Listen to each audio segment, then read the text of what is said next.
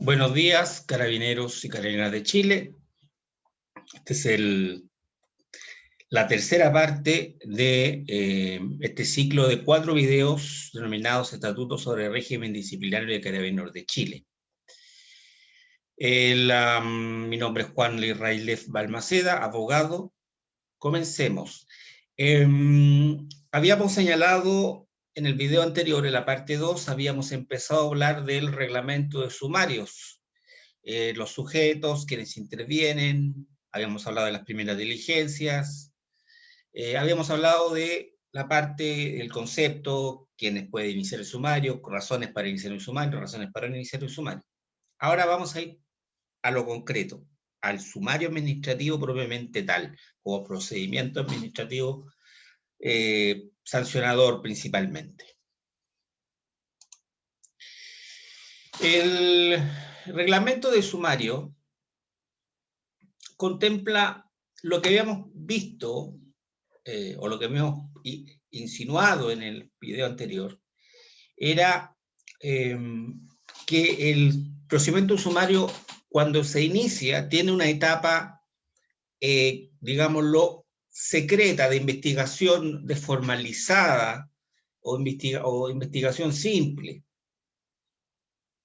A ese periodo o a esa etapa se le llama doctrinariamente etapa sumaria, y de ahí el nombre sumario administrativo.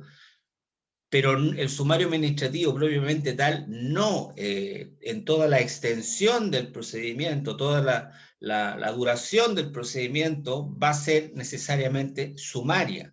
Sumaria solamente va a ser aquella etapa en la que se hace una investigación, que se inicia, se ordena la instrucción del sumario, y es el periodo que media entre ese hito, la orden de sumario, por parte del prefecto, por ejemplo, y en el caso, pongamos el ejemplo de un funcionario dado de baja con efecto inmediato, cuando es dado de baja con efecto inmediato, y ese periodo intermedio, en la cual se dice que es secreto, lo cual estimo que es inconstitucional, vulnera normas constitucionales y normas legales, como el artículo 17 de la ley 19.880, que le da derecho a los interesados, a los afectados, a las partes de un procedimiento administrativo, a acceder a ella. Sin embargo, por esta aplicación un poquito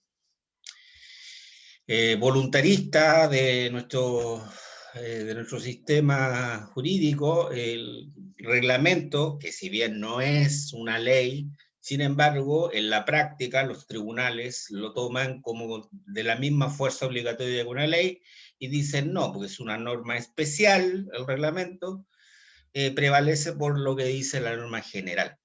Bueno.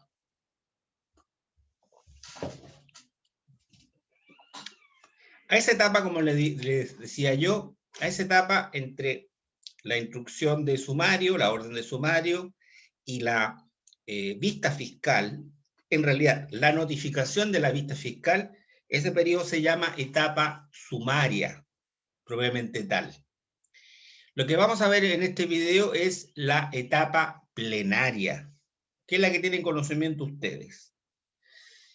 La etapa plenaria termina con la etapa sumaria, o la etapa plenaria comienza propiamente tal con el cierre del sumario.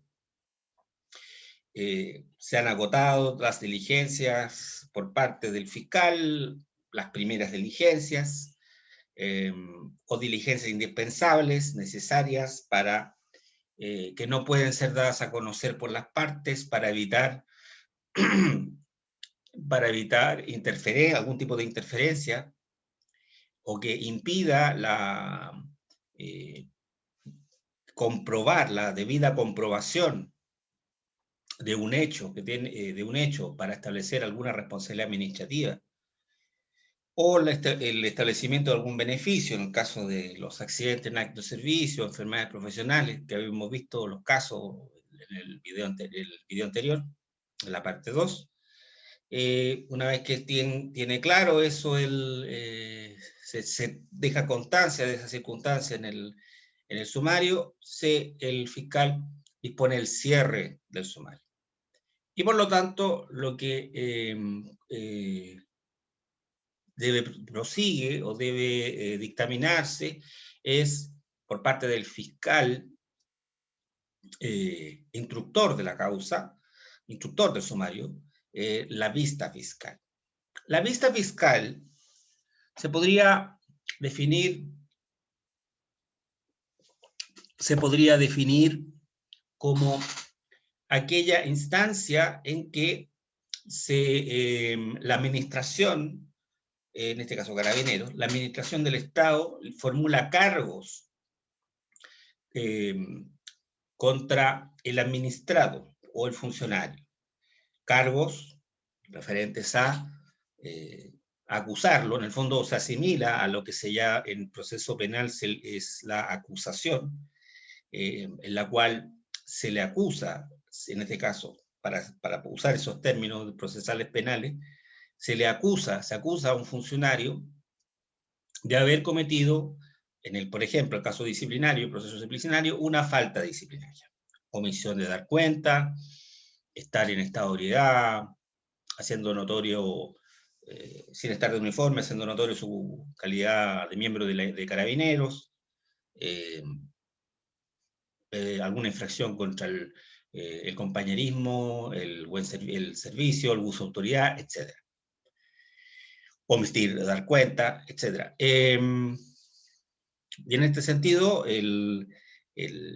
la vista fiscal, el fiscal emitirá esta formulación de cargos, un acto administrativo consistente en esos cargos que se va a formular, consistente en el cual, como requisito fundamental, señalará el fundamento de hecho de la acusación, que por ejemplo, en el caso de una baja con efecto inmediato o la orden de sumario previamente tal, serán básicamente las mismas, la baja con efecto inmediato serán las mismas que están establecidas o se estipularon o se colocaron en la resolución de baja.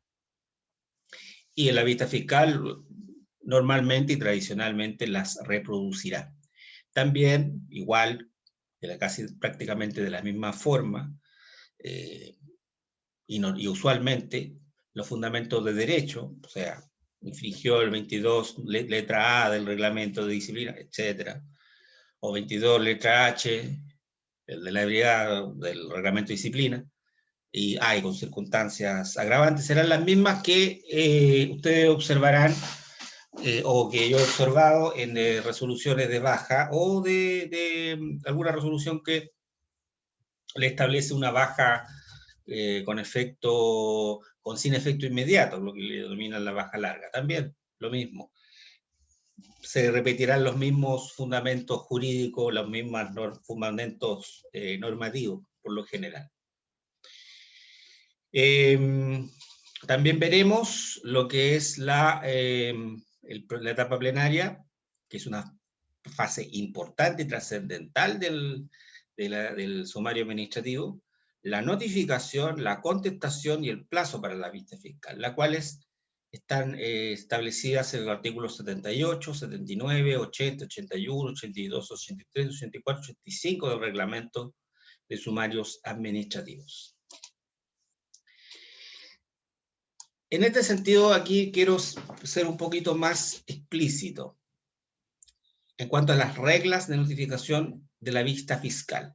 Esto les va a sonar, lo que voy a comentar, les va a sonar similar a lo que yo les señalaba respecto en la parte 1 del reglamento de disciplina, en lo referente a los recursos.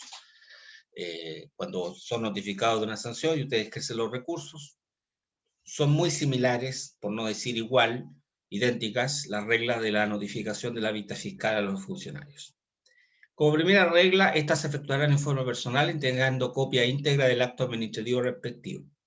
Segundo, si no fuere practicar la notificación en forma personal, cualquiera sea el impedimento, se dejará constancia en el sumario.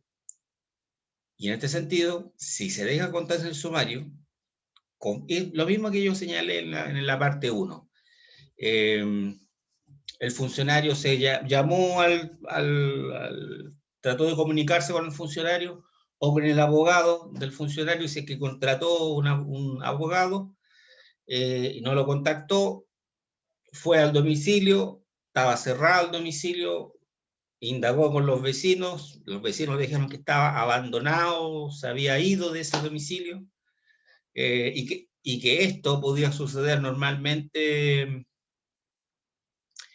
cuando, por ejemplo, ustedes habían sido dados de baja en efecto inmediato y en ese momento estaban ocupando una casa fiscal y tuvieron que trasladarse a otro domicilio. Y no informaron, no presentaron algún escrito a la Fiscalía Administrativa señalando el cambio de domicilio. Y por lo tanto, en este sentido, en caso que la Fiscalía Administrativa, a través de los funcionarios de la respectiva unidad correspondiente al domicilio donde vive el afectado, donde está registrado en su unidad, la última unidad a la que sirvió, su domicilio, y esa unidad, al tratar de practicar de notificación, ya sea por llamado telefónico, por correo electrónico, que también así lo hacen, así me ha pasado, o yendo personalmente a la casa habitación, o al departamento, al bloque, o al condominio, no lo encuentran, van a notificar por carta certificada al domicilio, como dice acá, se va a notificar por carta certificada al domicilio fijado la comparecencia o registrado por el funcionario la alta repartición, unidad o destacamento de su última dotación. Por eso es importante, especialmente a los funcionarios que han sido de baja con efecto inmediato, que si tienen casa fiscal o si se van a cambiar de ciudad, se van a trasladar de ciudad, se van a mudar de ciudad, presenten el escrito señalando su nuevo domicilio. El día que tengan, que estimen, que sepan y tengan la certeza de que se van a ir, de que la semana que viene, por decirlo así, van a estar ya en su nuevo domicilio. No lo hacen así, bueno, al final los van a notificar y no van a saber en qué curso va su sumario administrativo, en qué estado está.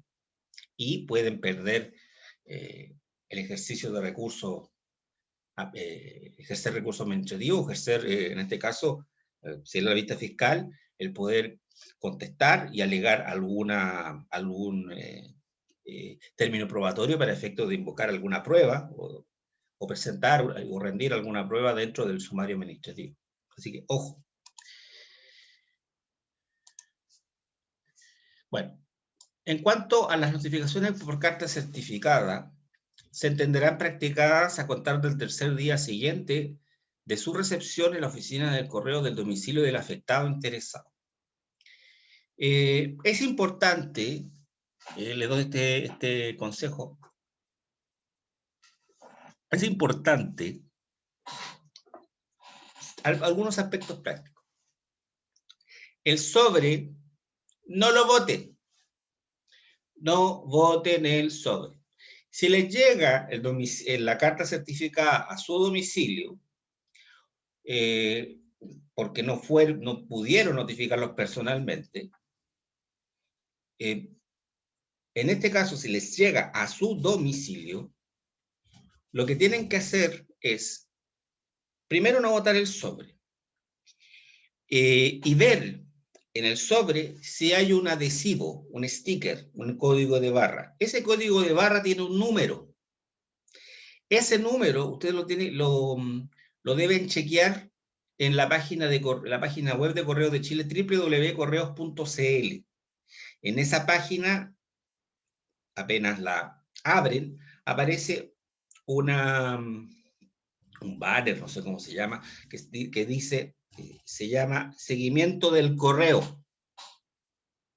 Y en ese espacio, uno puede escribir que dice seguimiento del correo, escriben el número que aparece en el código de barra y les va a aparecer el seguimiento, la historia, el historial de la carta. Ahora,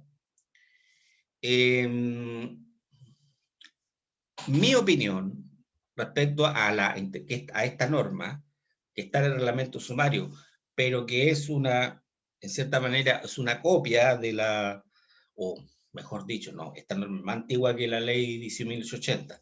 La de 1880 se repite la misma idea, tercer día hábil contado de su recepción en la oficina de correo del domicilio del afectado. Mi interpretación es la oficina de correo corresponde a la oficina donde la oficina de correo donde se reparte, donde el cartero va a dejar la carta. Por ejemplo, ustedes tienen su domicilio en Talcahuano, pero trabajaron, su última unidad fue la prefectura Santiago Occidente. Ustedes fijaron domicilio, presentaron un escrito fijando domicilio. Lo dieron de baja o un retiro temporal, médico o absoluto. Informaron en la reposición, informaron o presentaron un escrito posteriormente señalando que su domicilio era Talcahuano. En este caso, en esos casos, la carta va a salir de la prefectura Santiago Occidente, que está en la comuna de Pudahuel, si no me equivoco, Teniente Cruz, creo. Va a salir de ahí y va a ir a una oficina de correo en Pudahuel, ubicada en Pudahuel. De ahí no se cuentan los 3 días, según mi opinión. De ahí no se cuentan los 3 días. Los 3 días se cuentan desde que llega la carta a la oficina de correos o la oficina postal en Talcahuano. Y ahí se cuentan los 3 días. Esa es mi opinión. Lamentablemente no es un tema que parece no lo tienen claro algunos colegas de asesores de carabineros. Otros sí, pero otros no. Así que, ojo, recomendación. Traten, si la carta llegó rápidamente y tienen holgado el plazo, hagan como que la carta cuenten los 3 días desde la fecha en que llegó la carta del domicilio de la oficina de despacho, no de la recepción. Eso es un consejo práctico. No, ahora, si se enteran que les llega la carta, efectivamente, tiempo después de que fue despachada la carta, porque el Correo de Chile se puede demorar en despachar la carta y hacerla llegar. Ahí, en ese caso, claro, tienen que invocar la norma o decirle a su abogado, a su asesor, a que los asesore, que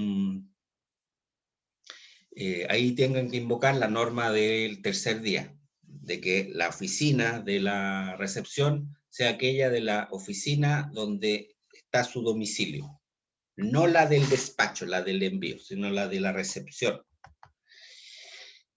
Cuarta regla, si fueren varias las partes, las notificaciones serán sucesivas y en el mismo orden deberá contestar los cargos o representar sus derechos. Si son, por ejemplo, 3 los funcionarios dados de baja, ejemplo, le llegará, se notificará a uno, de acuerdo a la antigüedad, eso es criterio de la Fiscalía Administrativa, pero generalmente se atiende a la antigüedad o al grado que tenía el funcionario. Se notificará al primero, contestará la vista fiscal, y luego que se recepciona la contestación de la vista fiscal, Fiscalía Administrativa despacha otra notificación al segundo inculpado, al segundo sumariado. Y después de que contestó la vista fiscal el segundo, Fiscalía Administrativa despacha al tercero, y así.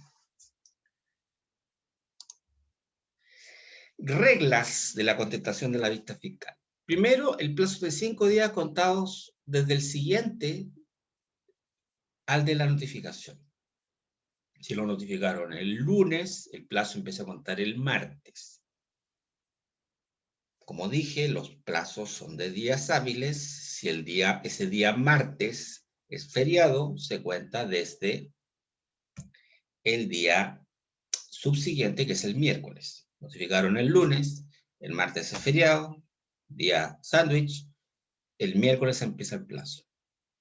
Y se cuenta, no se cuentan los sábados, acuérdense, no se cuentan los sábados, no se cuentan los domingos, no se cuentan los festivos. Segunda regla no de contestación de vista fiscal. La referida autoridad podrá conceder de oficio o a petición de parte una ampliación del citado plazo que no exceda de la mitad del mismo si las circunstancias lo aconsejan. Esto es lo que se llama comúnmente la prórroga de la vista fiscal. A ver, tienen 5 días. Dentro de esos 5 días piden prórroga de la vista fiscal. ¿Desde cuándo se cuenta la prórroga?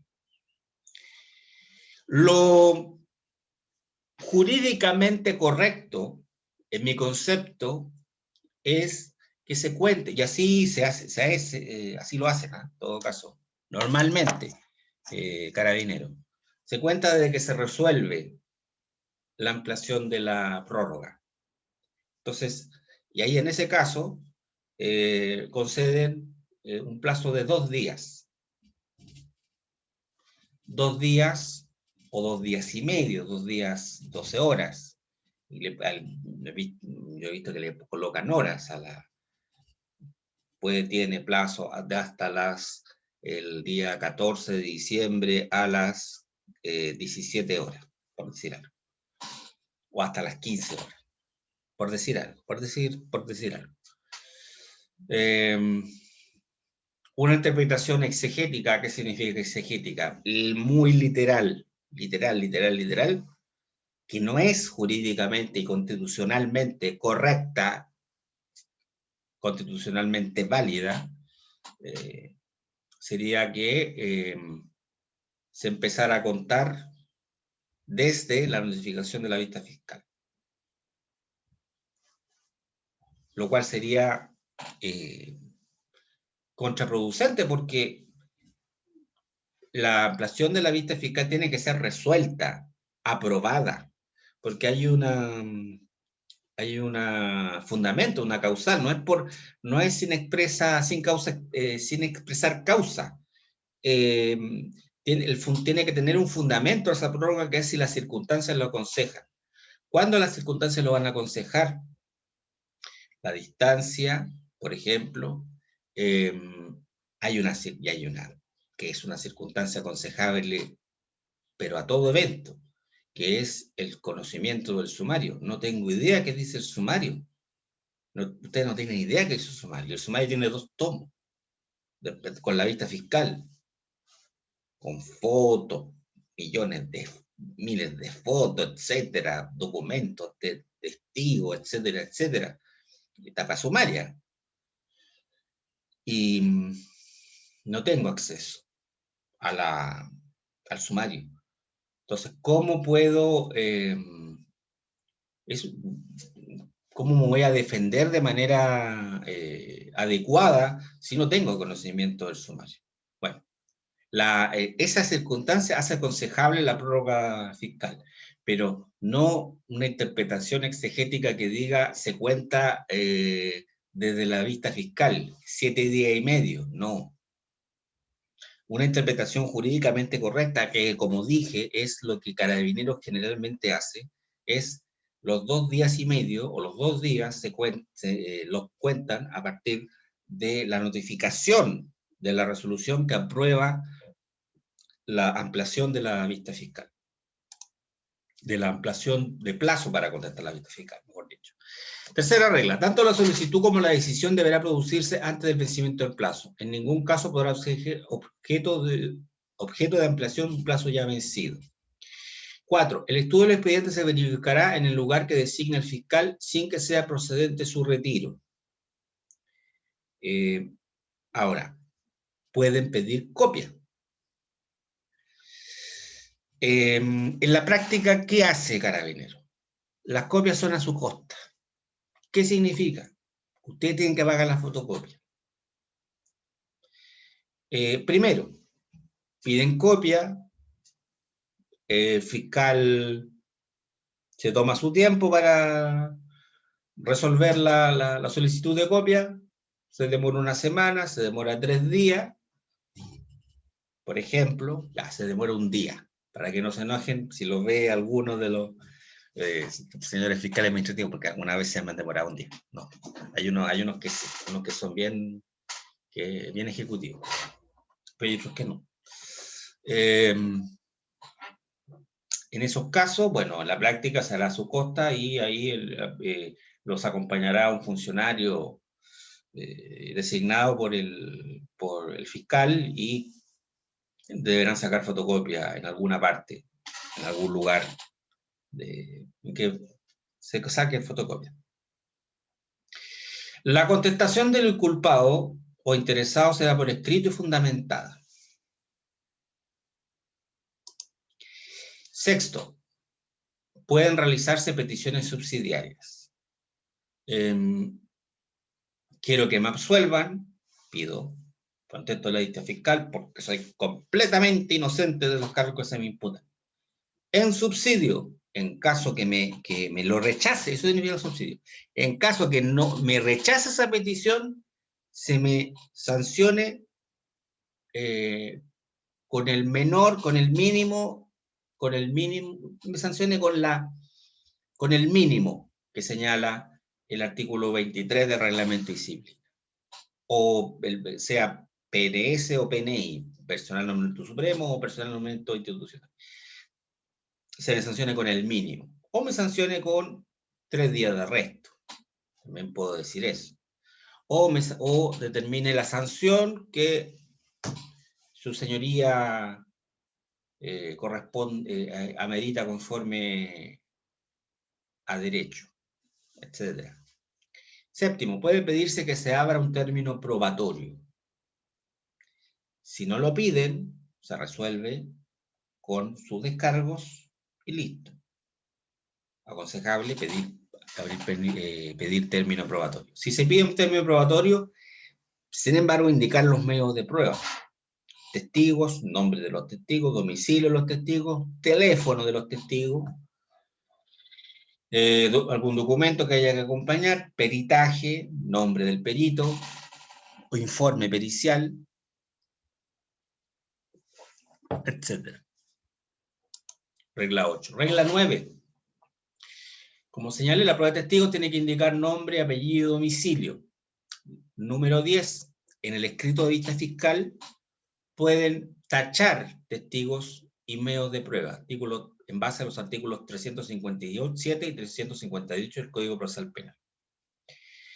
Por ejemplo, puede haber haber testificado en la etapa sumarial y la etapa secreta previa a la vista fiscal, para explicarlo, porque si no digo esto, se pueden confundir. Por ejemplo, un funcionario testificó, un compañero, el cual tuvieron un problema el año pasado. Un principio de riña o conato, y los sancionaron a los dos. Por ejemplo, a ese funcionario, ese compañero, el cual no tienen buenas relaciones en el presente, desde esa época, desde ese incidente hasta la época de notificación de la vista fiscal, a ese funcionario lo pueden tachar por una causal señalada en el 358 del Código Procesal Penal, que habla de que se manifiesta una enemistad manifiesta. 11. Si no ofrecen prueba o no contestan la vista fiscal, se elevarán los autos al jefe que ordenó la instrucción del sumario para la evacuación del correspondiente dictamen. 12. Puede pedirse la inhabilidad del fiscal, artículo 17. Esto es bien interesante. El artículo 17 dice, el fiscal puede declararse inhabilitado o pedirse por las partes su inhabilidad en los casos de implicancia y recusación de los artículos 195, 196 del Código Orgánico de Tribunales, que señalan para los jueces. La inhabilidad se hará valer ante el jefe que dispuso la instrucción del sumario, prefecto, por ejemplo, baja con efecto inmediato.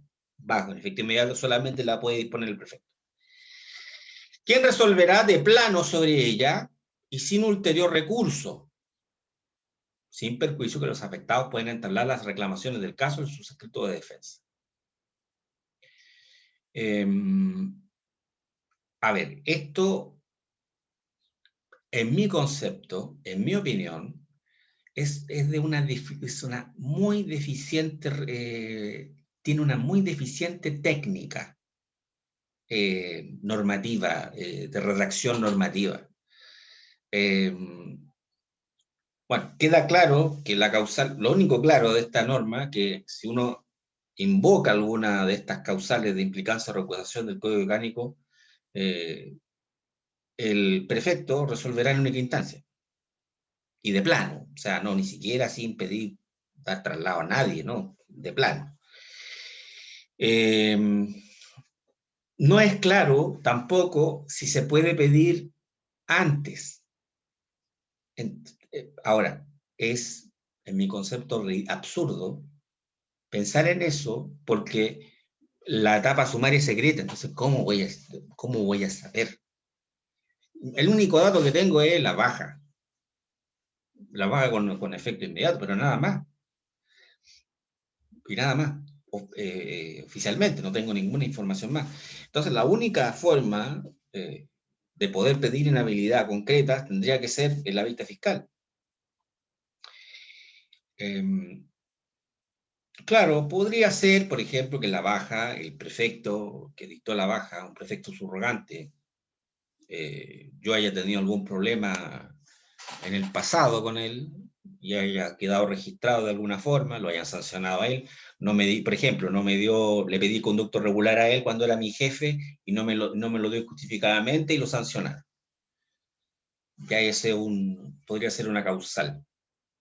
Pero puedo pedirla, no lo dice claramente, pero yo estimo que se puede pedir la inhabilidad. Ahora, el tema es esto, las causales, que son las mismas que se pueden invocar para los jueces.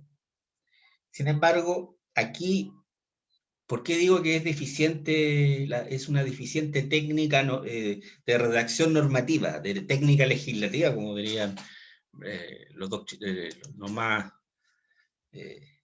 versados en el tema? Por ejemplo, causales de implicancia, 195, número 1. Ser el juez parte en el pleito o tener el interés personal.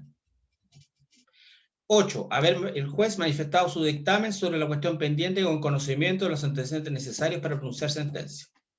Ya. Recusación, que es similar. 196, número 4. Ser alguna de las partes sirviente, paniaguado, dependiente, asalariado del juez, viceversa. Ya. Trasladémoslo a las partes del procedimiento administrativo. Las partes del procedimiento administrativo son el prefecto, quien inicia el sumario. El fiscal, ¿quién lo instruye? El artículo 17 habla del fiscal, no habla del prefecto, propiamente tal.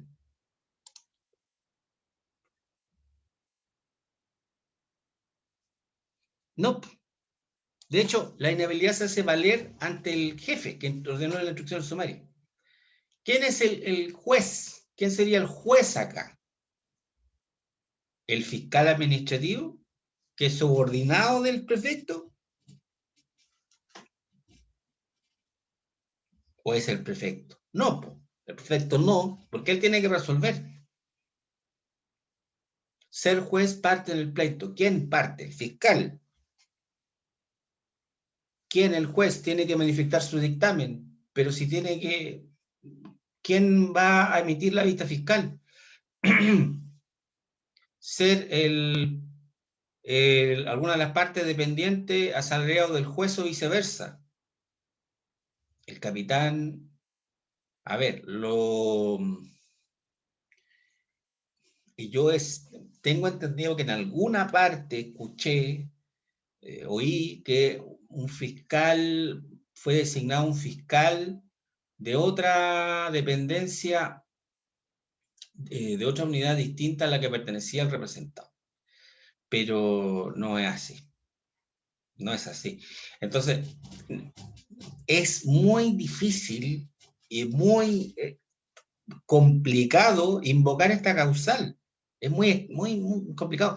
Es que de hecho el procedimiento sumario, que técnicamente se le dice a estos tipos de procedimientos contenciosos administrativos, disciplinarios, contenciosos administrativos disciplinarios, la esencia o lo que consiste en estos procedimientos, en elementos esenciales, es que los sujetos, el que resuelve, tiene que haber una total independencia, o no haber dependencia, mejor dicho, entre el que va a resolver el recurso, el que va a investigar el recurso y el que es sujeto a la investigación de la sumaria. Voy a repetir porque dije recurso. Tiene que haber una independencia entre que resuelve el sumario, quien investiga el sumario y respecto de quién es el sujeto investigado del sumario, lo cual no se produce. Entonces, esta causal, las causales, en mi opinión, son muy difíciles de aplicar. Y en este sentido, yo soy más partidario de invocar el artículo 12 de la ley 1880. Claro, me van a decir, y les van a decir los funcionarios antiguos, es que el abogado está dando lesera. Artículo 12 no se puede aplicar. Él mismo lo acaba de decir. Sí, lo acabo de decir. Estoy diciendo, lo ideal sería que se pudiese aplicar el artículo 12 de la ley 19.880 de base de procedimiento, de base de los procedimientos administrativos. Eso sería lo ideal, que dice que consagra el principio de abstención, por el cual las autoridades y los funcionarios de administración, en quienes se den alguna de las circunstancias señaladas a continuación, se abstendrán de intervenir en el procedimiento y lo comunicarán a su superior inmediato, que resolverá lo precedente. Son motivos de atención los siguientes: por ejemplo, número 1, tener interés personal en el asunto de que se trate o en otro cuya resolución pudiera influir la de aquel. Ser administrador de sociedad o interesado, o tener cuestión litigiosa pendiente con algún interesado. Entonces, remitirnos a una ley procesal aplicable a jueces, donde el sistema judicial se define en que el juez, el acusado, el sujeto investigado, acusado, no es dependiente del juez, el Poder Judicial, no es dependiente del juez del Poder Judicial, y en el proceso, en la reforma procesal penal, el que investiga tampoco es dependiente del juez.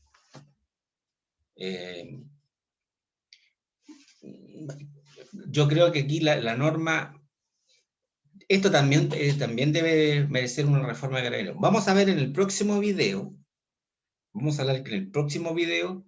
que en la legislación española esto no hay ese problema. Reglas, ahora vamos a hablar de las reglas del término probatorio. Pues bien, si se pide abrir término probatorio, el jefe dictaminador dispondrá su recepción y abrirá un término probatorio fatal de 4 días. En caso que la prueba ofrecida deba rendirse fuera del lugar en que se instruye el sumario, podrá señalar un plazo que no exceda de 6 días. Los plazos a que se refiere este artículo empezarán a correr desde la fecha en que el fiscal efectúe la última de las notificaciones si fuesen varias las partes. En caso de ofrecerse prueba testimonial, las partes podrán presentar puntos de prueba en el mismo escrito de contestación, sin perjuicio de las contrainterrogaciones que el fiscal pueda hacerle a los testigos.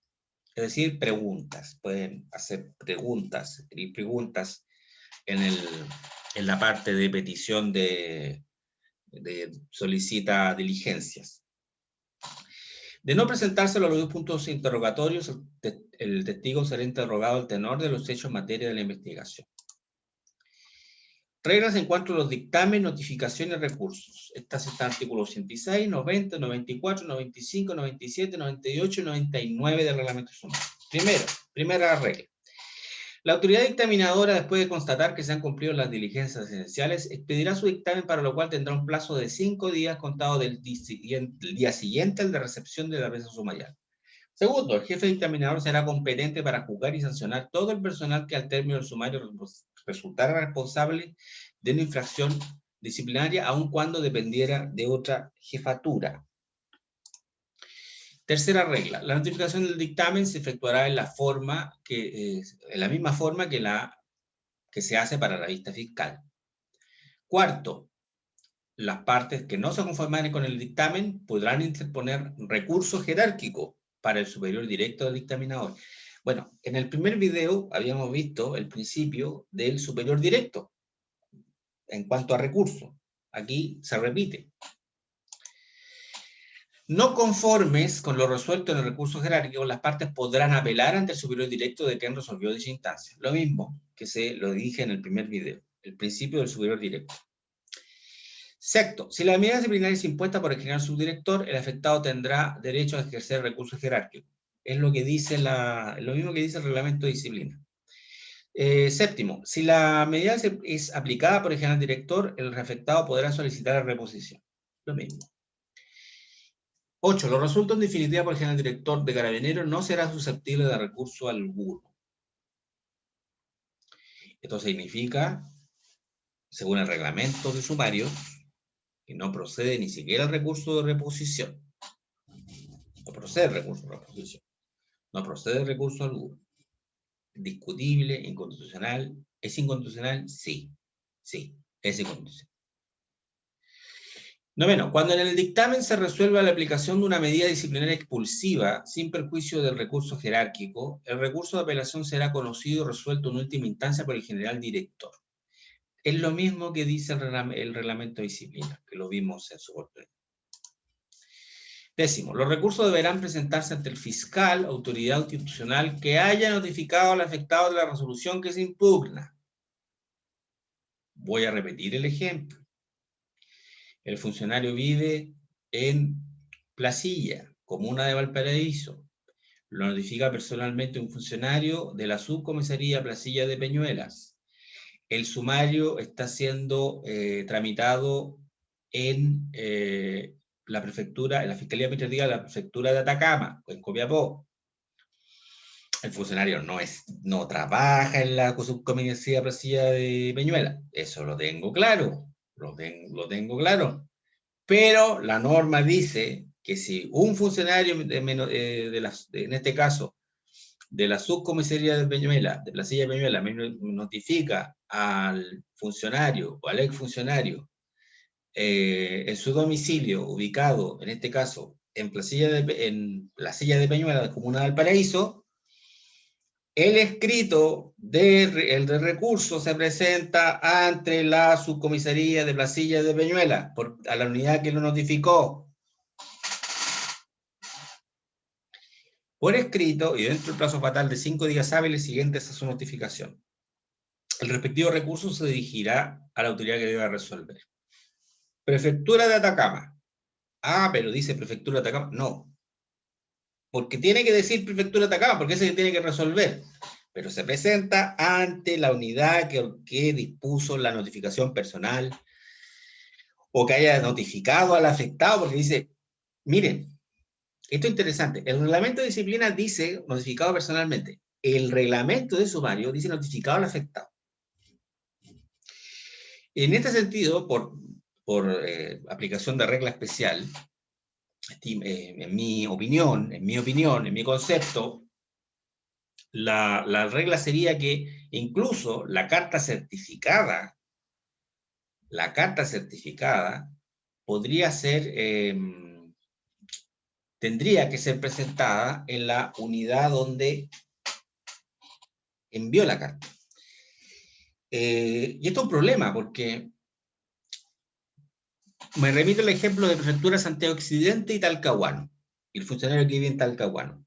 Si no pudieron encontrar al funcionario y lo notifican por carta certificada, el funcionario deberá presentar el escrito a la Prefectura Santiago Occidente, no en la comisaría Talcahuano. ¿Por qué? Porque lo notificaron por carta certificada. Ese es el tema. Ese es el punto. Ese es el punto. Y quizás pueda ser ahí la confusión. Personalmente, unidad que notifica personalmente. Ese es el entendimiento que tengo de las normas, del reglamento de disciplina de este. Carta certificada, la unidad que envía la carta certificada. Porque pasa directo el funcionario, el estafeta, para ponerlo así en términos domésticos, el estafeta de la Prefectura de Santiago Occidente va él al correo. Y el correo lo manda y llega a Talcahuano. Claro, pero si en este caso la comisaría, primera comisaría de Talcahuano, notificó personalmente al afectado, el funcionario le tiene que presentar el recurso no en la Prefectura de Santiago Occidente, sino que en la comisaría de Talcahuano, correspondiente, primera, segunda, quien lo notificó. Los plazos de días establecidos en el presente reglamento son de días hábiles, en eso que son inhábiles los días sábados, domingos y festivos. Ya lo había explicado. También el reglamento, es lo mismo que dice el reglamento de disciplina. Pues bien, ponemos fin a la tercera parte de este ciclo de videos. Nos vemos. Cuídense.